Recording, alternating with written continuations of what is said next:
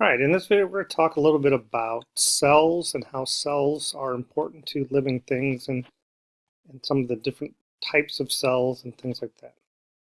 So talk a little bit about how cells were first discovered. So two eyeglass makers actually developed the first microscopes. One was Anton van Leeuwenhoek.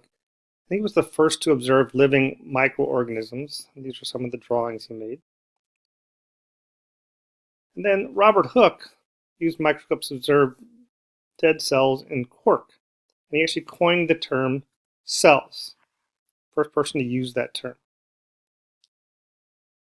Two other scientists, Schleiden and Schwann, came up with what we call the cell theory, which is one of the main theories in biology. First part of the cell theory, all living things are made up of cells. Cells are the basic unit of structure and function of living things. The second part, and new cells are produced from pre-existing cells.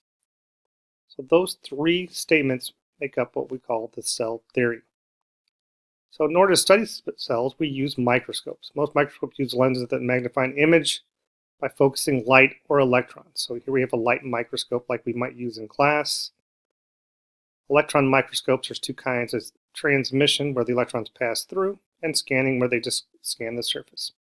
So electron microscopes involve coating the sample with some type of metal, usually gold. So you can't look at live specimens with electron microscopes. Here's three photographs, the first of the same thing. These are yeast cells. We have a light microscope, a transmission electron microscope picture, and a scanning electron microscope picture. So cells are the size they are because of the surface to volume ratio. If the surface to volume ratio gets too far out of whack, the cell can't get enough materials through the cell membrane to supply the growing volume. In other words, the volume increases faster than the surface area does. So that limits how big cells can be. So we have kind of the range where you can see things: unaided eye, a light microscope, or electron microscope.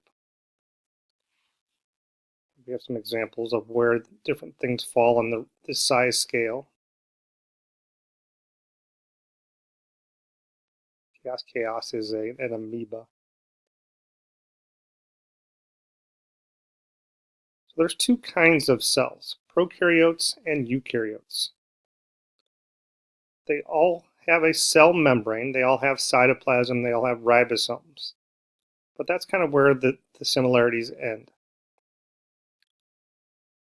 The main difference between a prokaryotic and eukaryotic cell is that prokaryotes don't have a nucleus, eukaryotes do. Eukaryotes also have membrane-bound organelles we'll talk about. You can see, again, don't have a nucleus or membrane-bound organelles, have a nucleus and membrane-bound organelles for the